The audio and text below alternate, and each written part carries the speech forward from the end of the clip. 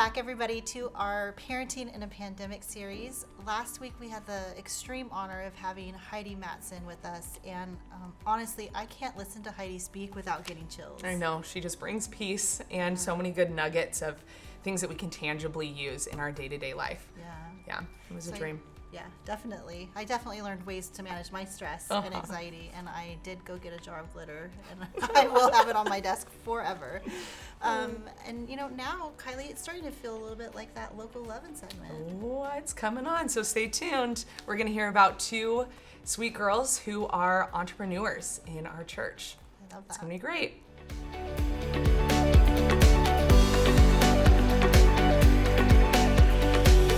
Right, I said we were gonna share a little bit about two girls who are in our church and their local business. So these two girls are entrepreneurs. They came out of a season with a goal, with a purpose to change the world around them. Now, Bella, the one girl who started this company or had the grand idea that she wanted to help her neighbors and friends, she had a hard time in this season. She actually got sick and ended up in the hospital for a couple months. And during that time, she was watching hospital nurses come in with really bland looking masks, not much color, not much life. And she had the idea that she was gonna start tie-dyeing masks. Now, she went to her best friend and said, we can do this together. And her best friend Claire said, oh my gosh, I'd love to.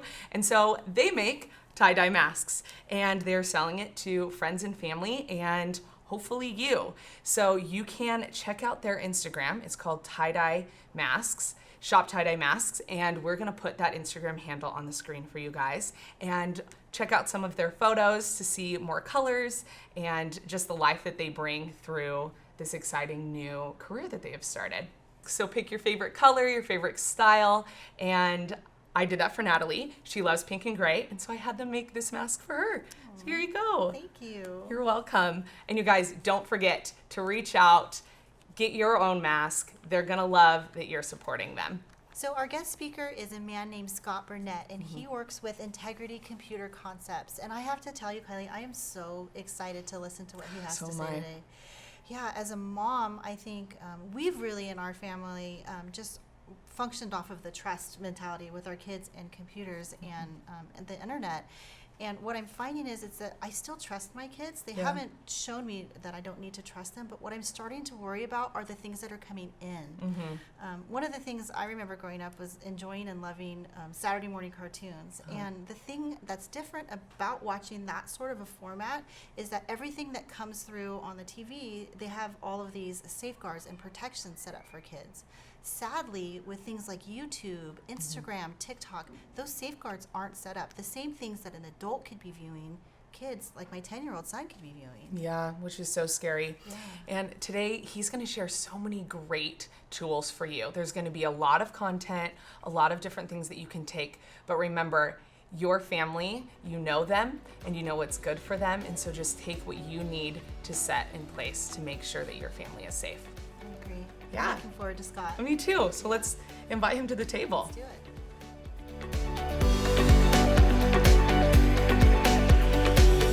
Okay, guys, so this is the week that I have been waiting for as a mom of 3 kids, all who have devices. I'm super excited about our guest today. This is Scott Burnett. Scott, would you mind just sharing a little bit of information about yourself with us? Yeah. My name's Scott. I come from Saddleback Church. Big fan of Your Belinda Friends, and I have gotten the chance to speak here a couple of times. I've got 4 kids. They are 10, 12, 14, and 16.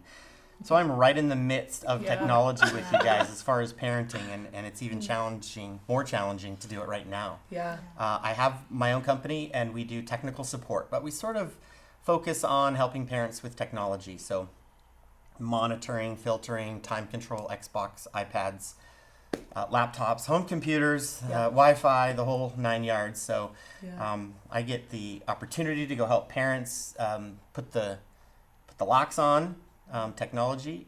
Sometimes it's out of hand, and sometimes we get to it early before the kids, take advantage of the openness of technology. So I love talking about it. Yeah. Well, our parents have a fear of technology. Kids are learning technology much faster than parents are, and they know how to use it far better than we do. Is there something that can help parents to literally see what their kids are doing on their devices? There's lots of things. You just said that parents are afraid of technology, and you're right, because they didn't grow up with it. Our kids did. Our kids grew up with online, cloud, Google.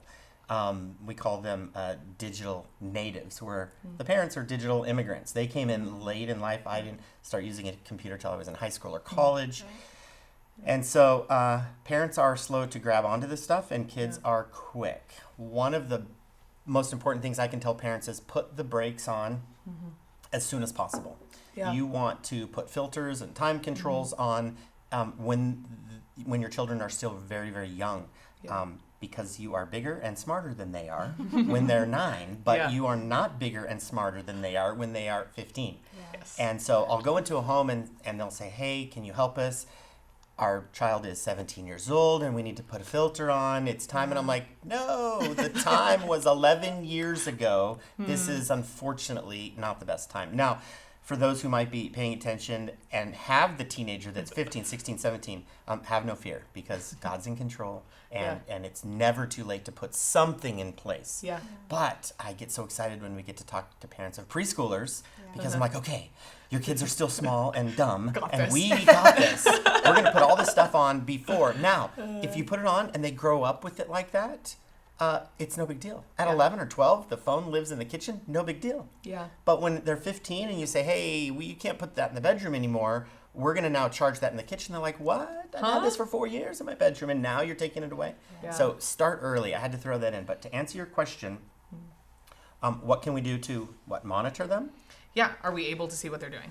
Absolutely. So the most popular devices right now are iPads and iTouches, like mom and dad's old iPhones that aren't really a phone, but they work on Wi-Fi, or a phone if they're 10, 11, 12, 13, and they've gotten their first phone. Apple has come up with Screen Time, and Screen Time is built into the operating system of the iOS. So if it's activated properly, you have filtering, time control, and monitoring. You have all three. Yeah. And for years and years, we haven't. We've had to put a filter on separately, like an app. Yeah. And then we had to use something for time control. We used a program called OurPact for a long time. Then we had to use something for monitoring. But Apple said, okay, parents really, really want this. Technology is advanced.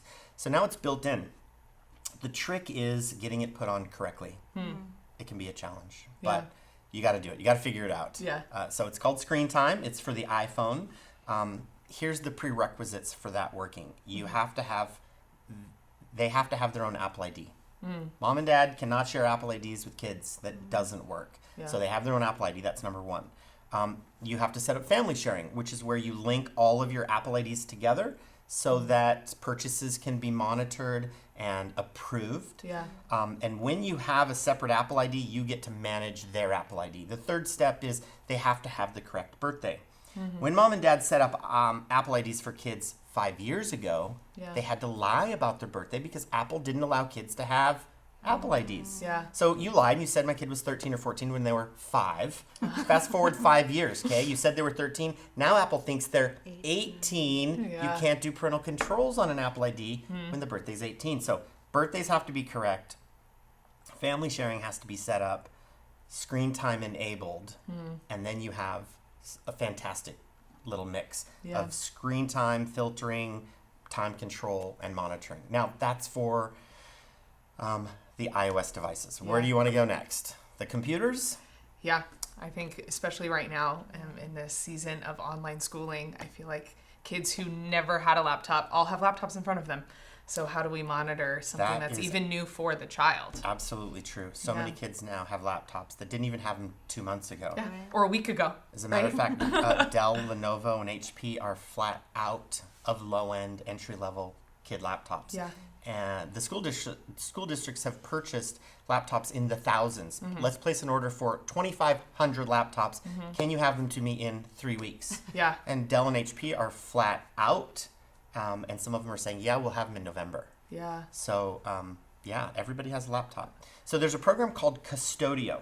Custodio is free if you put it on one computer, and it's about $59 a year if you want to put it on 5 computers. So you can put it on all the computers in your house. Custodio works on Windows computers. Custodio works on Apple laptops. So Windows and Mac. Okay. So laptops and desktops. This is where people get confused and go, okay, I want to put Custodio on my kid's phone. No. That's Yeah. screen time if we're talking about the iOS, which is what most people are using. But for the computers, it's Custodio. It starts with a Q, sort of a Okay. weird spelling. It's Custodio. Okay. Great program for seeing what your kids are up to. So I have the app on my phone called Custodio to manage my children's laptops. Okay. So I open up Custodio on my phone and I can see Zach and Jaden and Blake and Madison. I can click on one of them and I can see what YouTube videos they've watched. Wow. I can see how much time they've spent on Microsoft Word Yeah. or Google Classroom. They're actually doing their or homework. Canvas. Yeah. And I can see if they went to Minecraft at 10 a.m. That's really And cool. it's fantastic, all from my phone. So not a hard program to put on. Yeah. I would encourage the parents out there to go to the Custodio website, download it. They have a free version. So if you want to put it on just one computer, it's free. But if you want to put it on 5 computers, you're going to pay for it. And we do. It's the best $69 a year Yeah. that we spend. And one of the cool things is just being able to look at the YouTube videos that my kids are watching. Yeah. While we love YouTube because there's so many cool educational things, Yeah.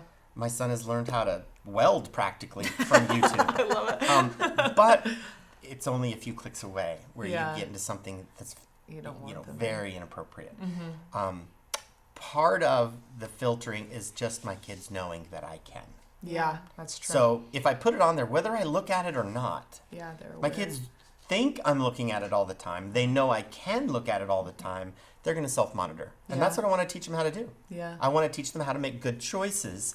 I'm just helping them make good choices right now by telling them I'm watching every single thing you do. Yeah.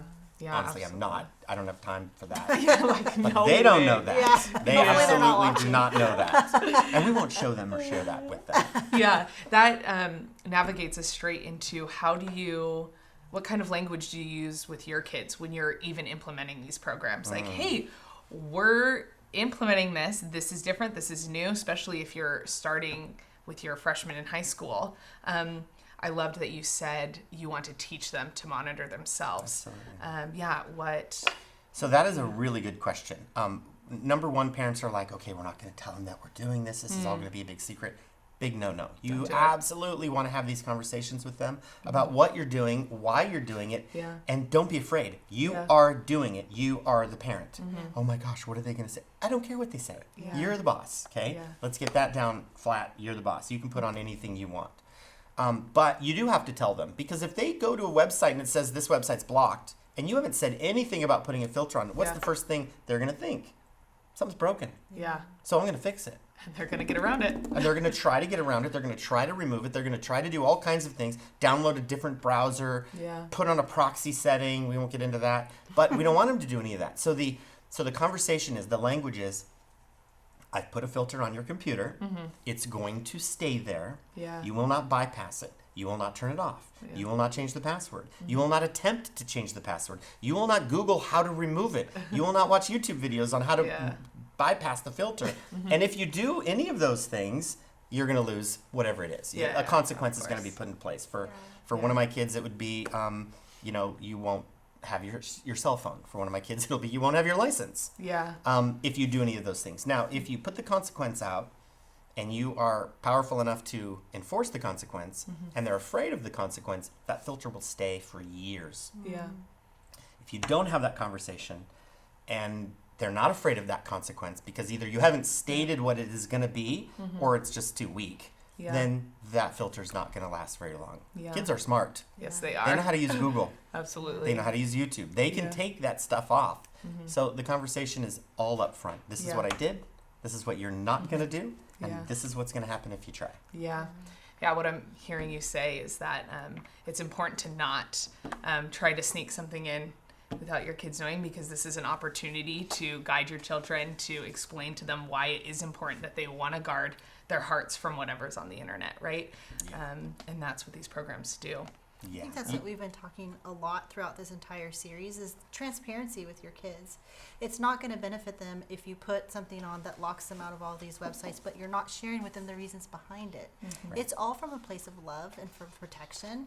And yes, especially with our high schoolers, it might upset them. But I think if we come at it from a standpoint of we're trying to do what's best for you to protect you, because to be honest, it's also protecting them from predators, I'm assuming, coming in. Sure. Yeah. Which I think is a concern for a lot of parents too, as kids are going on these chat websites, what is able to come in as well as what are they looking out at? Yeah, I am not only afraid of what my kids might find accidentally online, and that's really where the power of a filter comes in. A filter doesn't necessarily protect a kid against going out and looking for something if they really want to find it. There's going to be a point where kids are smart enough, they know how to type in boobs in Spanish. Right. And something comes up on Google that you don't want to come up. Yeah. When they get to that age, filters become a little bit less, responsible for all of that. But at the younger age, filters are really important.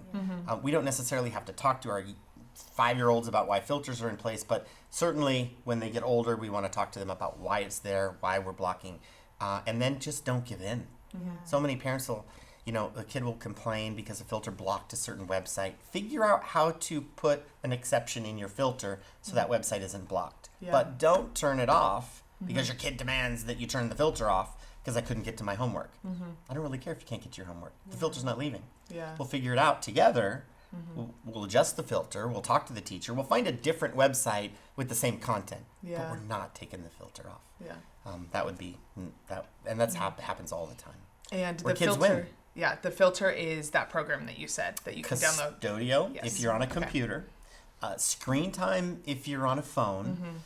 If you're on a Chromebook, a Google Chromebook, which is what the schools are issuing right now a lot Yeah. because they're cheap, then you're either going to rely on the filter the school put on, and most schools will put on a filter one. before they give it to you, or there's a free filter called Blocksy. It's Blocksy. BLOCKSI. And if you go to Google and you type in Blocksy extension, you can download for Chrome, which is basically what a Chromebook is. Yeah. It's just a computer with a browser. That's the only thing on a Chromebook is a browser. So it's a little extension that they can't take off that allows you to manage their time, and it allows you to turn on a filter. So Blocksy's great for Chromebooks, Custodio for the Macs and the PCs, laptops and desktops, Screen Time for the iPhones, and then if they have an Android phone, there's a lot of different apps that you can download for the Android phone. But Google, who makes the Android, has Google Family Safety. And if you set up a parent Google account and a child Google account, sort of like what Apple is doing with family sharing, then you can manage their Android phone from your Android phone. Not too many families are all Android phones, but there's Yeah. some. Yeah. A lot of times you have an iPhone parent and an Android kid, because Android phones are less expensive than iPhones, and they don't work well. I would encourage, if you're an iPhone family, get your kid an iPhone for their first one, or an iPad. Yeah. And if you're using an Android phone, you're going to best manage theirs if they also have an Android phone. Yeah. We've been talking a lot about protecting our kids from the things that they can find. Is there any way to protect kids from the people that can find them? I know that there's some games that predators prey upon where kids can give away their name, their address, their school, things that they feel is innocent, but can lead a predator to where the kids are. Yeah, not exactly. There isn't a program that's going to stop our kids from just typing stuff out there. There's a couple of things that we can do as parents, let's call it common sense, practical advice, to keep that kind of stuff from happening. Number one, keep the computer and phones out of the bedroom. Okay. That's where it happens. Yeah. Kids don't talk to predators and strangers in the kitchen. Yeah. That's not going to happen. They're not going to do it from the back seat of the car. They're not going to do it in front of the TV in the living room. They're going to do it in the privacy of the bedroom. So if the technology is allowed to go into the bedroom, the risk goes way up of somebody contacting our child or of our child giving an adult private information that they shouldn't be. Yeah. So we say in our family, technology plus privacy equals trouble. So the technology does not go in the bedrooms. Yeah. I don't think my 16-year-old daughter has ever taken her phone upstairs at our house. Yeah. It doesn't belong there. And if she ever does, and I see it, she will instantly turn white because she knows that is not allowed. It's been very, very clear that iPads and phones and laptops, they don't go in the bedrooms. They don't even go upstairs. Yeah. They stay in the kitchen. They stay in the family room. They stay in the homework room. They stay in the public space. Are there things that you can tell parents to share with their kids that they must never, ever share with anybody online? I mean, kids might think, oh, they're just asking my age, or they're just asking what school they go to. What should parents teach their kids to never share online? That's a good one. 10 years ago, it was don't share anything. Yeah. 15 years ago, we were afraid of stranger danger, and you're never going to meet anybody online, and don't ever tell anybody where you live. Yeah. And these days, we live in a world of social media. Our kids are growing up posting what they're drinking at Starbucks. Yeah. It's just the world. And to say that they're never going to meet anybody that they first met online, that's just ridiculous. Yeah. They're absolutely going to meet somebody in person that they first met online. Yeah. That's their world. What should they not give? You really shouldn't give your name and your social security number and your birthday and your phone number and your address. Those aren't information that you should give to anybody. Sure. Yeah. Now, there are some times when you have to sign up for something. We should be doing that with our kids. Yeah. So when our kids are using technology in private, they're signing up for multiple Instagram accounts. Yeah. They're putting their name out there all over. But when the technology is brought into the public space of the house and we're looking at it, that's again, the risk just goes Drops. way down. Yeah. So we used to not use our names for email addresses. It was, Surferboy93. Yeah. And now, Billy Johnson is a pretty common email. Yeah. And that's okay. Yeah. It's just our names are our names. It's not a big deal. Yeah.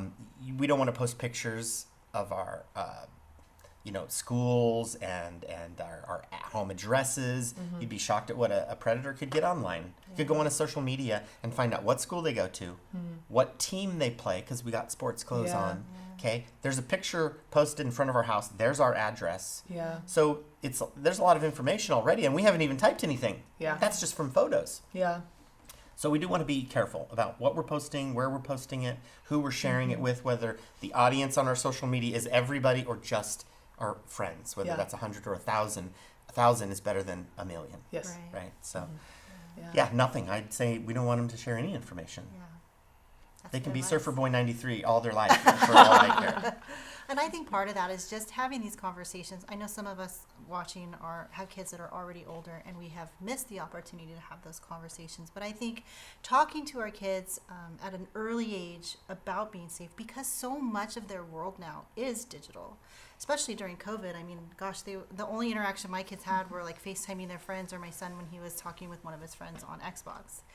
And you were saying they will most definitely meet someone that they met online. Well, he plays with a friend who's in the second grade that goes to the same school that he went to, but he never met before. But they met through a mutual friend. And so we have to monitor who he's adding as friends, and he must ask us every time. And I have on my phone, it pops up when he adds somebody on Xbox, or if he's playing Xbox and chatting with someone. That's great. Yes, I love it. It's sort of annoying because he's been playing a lot, but Yeah, we've actually had to give our kids some grace Yes. because they've been Yeah. home so much. Yeah. We had to change some of our rules, and that's temporary Yeah. because they are home. On one hand, we want them to interact with their friends Yeah. because Yeah. they're not doing it in person Yeah. as much. Yeah. On the other hand, we've had to change even the times and given them a little bit more grace. Yeah. But as we start transitioning back to school, and Lord willing, that's any day now, week, Yes. like month at the most, maybe, we're going to have to turn the locks back on Yeah. and turn the time controls back on. My kid went from being allowed to use the computer for 2 hours a day during normal school year to 5 hours a day because we're not doing anything, Yeah. to 8 hours a day because now you're doing It's on school until 2, and then homework. Yeah. So it's time to crank it back down as soon as we can get them back in school. Yeah, and I think a lot of that will be a natural progression, because before COVID, I mean, he had basically given up his Xbox. It was like in the garage gaining dust, and then we brought it out because he was so bored, and he got back into it during this time. But I think when things move forward and kids get busy again, it will be easier to rein that back Yeah. too. But it does bring up a good point. how much time is good time for kids to be using devices? 10 minutes. We wish, right? Yeah. Well, the American Board of Pediatrics would say about 3 hours tops Okay. for any age, but that's just not practical. Yeah. So my daughter has screen time, so I'm able to see on my phone exactly how much she's using each day. And as I go into homes and set these up for parents, I'm looking at their kids' screen time Yeah. and comparing it to my kids' screen time. Yeah. And it is not uncommon to see 7, 8, 9, 10 hours on a Yeah. phone for a typical teenage girl. That's Yeah. just not uncommon. I think my daughter's is down in the 4 or 5 hour range. And when you add in, checking the weather to see what I'm going to wear, and then looking at the makeup tips on Instagram, and then doing some homework, and then emailing my teachers, and then answering Dad's questions about why aren't you doing homework right now, it adds up really quick. Yeah. Yeah. So we've tried to keep it in the 3, 4, 5 hour at the tops mark, Yeah. but it would be great if it was only 1 or 2. Yeah. Now I have another son who is a tinkerer. I mean, he'd be much happier in the garage building something with wood and duct tape. And for him, it's just an hour or 2 a day, and I'm Yeah. thrilled with that. But we have to sort of play this in between for kids. We have to figure out what is too much. And when the attitudes start changing that it's too much. Yeah. That's such a good point because we have noticed that. Of course. Especially that in my Xbox son. is addictive. It really Yeah. is. It's like And drugs. yeah, and there has been, I am ashamed to say, a day or 2 or maybe more during COVID in which we have let him just sort of have free reign. And when he emerges from that He's a world, monster. He is a monster. In all honesty, he is the absolute sweetest boy. But when he comes out of that, he's frustrated. He's Yeah. irritable. That he's is tired. dopamine overload. Yeah. Yeah. So they are getting minor injections of dopamine, which is this chemical that the brain makes. It's a good chemical. It does good things, but in excess, Yeah. it turns our kids into little monsters. And it's the same drug that a gambler will get, and that's why Yeah. he's addicted to gambling, or a sex addict, or runner's high. Yeah. Because I've got to go run. That's Yeah. dopamine. And too much dopamine will cause major problems. So when you said, well, we're going to have to rein that back in, I was thinking in my head, good luck. It's like taking the crack addict off of crack. Yeah. And you're going to have to maybe do it slowly. Yeah. You could try cold turkey and go through withdrawals, Xbox withdrawals. But they're real. I've They are seen kids real. or heard of kids from parents that will rage if those controllers are taken away. Yeah. I'm not there, luckily, just yet, but I definitely do. Are you still bigger and smarter than your I'm child? still bigger. Well, there Well, you go. I'm not necessarily bigger, Almost. but definitely smarter. But I agree with you. It's just going to have to be sort of a weaning off process. And it's really, Start now. yeah. And I love that you talked about the dopamine and how that affects the kids too, because we need to look at it like that as we start Yeah. to wean off our kids, very similar to the way you wean an addict off of whatever it is they're addicted to. Yeah. So, When our kids go back to school, they are going to be in class.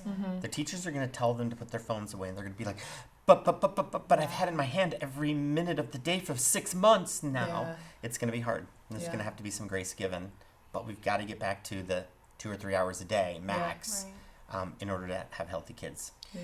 And you're Hard talking when they're about. not in sports too. I know. Really right? hard. And that's for my son. He plays football and basketball, and so to not have that activity, he's just sort of trying to fill it with something else. Yeah. We're talking about school. You mentioned that. I know hopefully that it will be brief, and then in a month we'll go back to school. But for right now, what can we do to help our kids succeed in this virtual environment that they're in? When school started for us 3 weeks ago, what we decided to do was to put all of the computers in one room.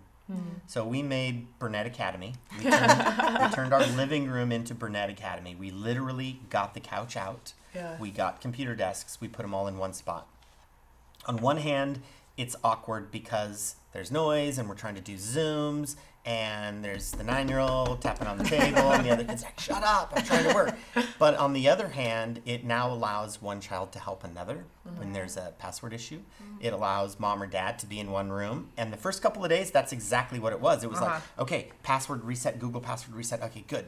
Oh, your Zoom's not working. Oh, that's because you got to log into Google Docs first Yeah. in order to get into Zoom because of the new restrictions, because of the And so there's all these little things that we had to do, but it would have been really hard if they were spread out all over the place. So we decided, let's bring them all in. We literally demolished our living room, went to IKEA. Holy cow. Not only had I never been to IKEA, but the line was around the building. I was dumb and went 2 days before school started. Guess what they were out of? Everything. Desks. There was no desks at all. We ended up finding some desks. We got them all situated. And what was real helpful to us is to write down the username and password of Google Classrooms and the username and password of Zoom and the username and password of their email and get them on their computer before school started. Yeah. And make sure they had everything they needed, equip them to succeed for school. We also took all the games off. Not everybody has the luxury of having two computers where you can have a gaming computer and a school computer, but sometimes you can have a school laptop and a gaming iPad or the Xbox. Get Fortnite, Minecraft, Roblox off the school computer. Yeah. If you're using an iPad for school, get it off. Put it on something else. How difficult is it for us to do work and get interrupted with Facebook notifications or Instagram notifications? Yeah. Think about how much more difficult it is for a 12-year-old to not go to YouTube when his favorite YouTuber posted a new one and a notification comes up that says, you know, there's a new basketball trick shots greatest of all time video and he's watching a Zoom and there's nobody around. He's going to click on it. Yeah. So turn off the notifications, get rid of the games until we go back to school permanently. Yeah. And then we can maybe put them back on or leave them off. Yeah. But that's one thing that we can do to help them succeed in school and get a filter on there that allows us to see what they're doing. Yeah. Something that can make that so much easier for you guys as parents is let the kids be a part of that. Let them be a part of creating the space, picking out their desk, picking out their pencil. They built their desks. Oh, Yes. even There's better. the box. Have There's them the build Allen it. wrench. Go to town. Yeah. They built the desks. Giving them a little ownership, especially if you're going to start pulling back on areas that they thought they had control over. Give them replacement areas that they can feel empowered in. Yeah, we actually let our kids go buy some desk supplies Yeah. at Hobby Lobby. One thing that we found that really helped a lot, we thought about having the desks like on two walls, right? If they did that and they're zooming, the Zoom is looking at the other kid. Right. We put the desks back to back in the middle of the room. So when they're zooming, the wall is their background. Yes. And when they're on their computers, they're sort of looking at each other, Yeah. but their Zooms are now not as distracting. It worked well. That's good. Mariah redid her whole room so that the Zoom that's behind her would be just beautiful. beautiful. And amazing. Yeah, I love that. So just wrapping up today, we want to make sure that parents feel equipped in the areas that computers versus home computers and school computers you talked about a little bit, and then like phones versus iPads and all of those things. Will you just repeat the like three major filters that you're using, the names of them, and how... Yeah, there might be a couple that we didn't go over, and I'll Yeah. touch base on those too. So for the iPhone and iPad, we want to use screen time. So screen time is going to take care of our filtering. It's going to take care of our monitoring. We can see what websites they go to, and it's going to take care of our screen time. And the cool thing about screen time, the feature called screen time, is that we can put blocks on what time they can use the phone and iPad. Like I can say downtime is at 10 o'clock, 9 o'clock. And at that time, social media stops working, entertainment stops working, YouTube, Netflix, all that fun stuff stops working. While at the same time, I can say the calculator still works, Google Classroom still works, the flashlight, the alarm clock, Pandora, they all still work. The fun stuff stops working at 10 o'clock. In addition to that little off time, we can say how much time is allowed per app. So my daughter can have an hour of Instagram, my son can have an hour of YouTube. And that's all built into screen time. So for the iOS, iPhone, and iPad, and that's by far the more popular device that our kids are using, you've got to get screen time set up correctly. For the computers, it's Custodio. Yes. Okay, Custodio. It'll be in the handout that we have linked. Yeah. That's for the computers. And for the Chromebooks, it's Blocksy. Blocksi. One thing we didn't talk about, if you have a teenager and you're interested in monitoring their social media, there's a program called Bark. So it's actually a service. You want to go onto the website. I think it's bark.us, but it might be bark.com. Easy to find one way or the other. And you will put your child's credentials into Bark. So I've put my daughter's Instagram username and password in Bark. Her Yahoo username and password. her Pinterest username and password, her Gmail, which is also Google, because Google is owned by Gmail. I'm sorry, YouTube is owned by Google. So those are all in there. So now Bark is watching her comments on YouTube, her Pinterest posts, her Yahoo emails, and her Instagram comments and posts. And Bark will send me an alert if there is questionable activity. I don't get a report about what they're doing. I couldn't keep up with that. But it will say these words were used, and this is a depression. And I actually got one last week that said something about my daughter had an anxiety, and whoa, that was odd. So I clicked on it. It took me to the post in Instagram where she's talking about this, a comment on somebody else's post about having anxiety and not being in school, and maybe I'm depressed. And I'm like, whoa, that was a total red flag. And that just happened 4 or 5 days ago. And so Bark did a fantastic job. I only have that set up on my 16-year-olds because my other kids aren't using social media yet. So Bark is a great one for that. We used to use a program called RPact. So if you're using RPact, parents, on an iOS device, RPact is basically out of business. Apple has shut them down because screen time has replaced RPact. If you've heard me speak here at Yorba Linda Friends, then I've raved about how wonderful RPact is. In the past, there might be hundreds of people out there watching that have RPact. It's time to switch over to screen time. And so, those are the real popular ones. One that we didn't talk about when your kids get their first cell phone is Life 360. Life 360. Do you guys use Life 360? I have friends that have that. Yeah, it is a must-have. It's free. It's sort of like Find My Phone on steroids. So you know where your kids are and where they were. So Find My Phone will tell you where they are right now. Life 360 tells you where they were yesterday at 2 o'clock. And this morning, and what time they left the house, and what time they got to school, and what time they came home. And so it's free. It's GPS tracking. Should we GPS track our kids? Oh, yeah. Absolutely. 100% yes. Do it. It'll tell you how fast they're driving. My daughter just got her license. I'm like, Jaden, you're not supposed to go that fast. So how do I control her speed on the freeway on her brand new, license with her car? Just telling her that I'm watching her. That's enough. You will lose your license by Dad if you go over this speed.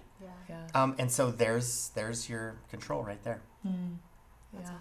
It's great. Yeah, we are so grateful for your time and your knowledge and everything that you shared today. I'm sure parents are just eagerly already typing in these websites and downloading these apps.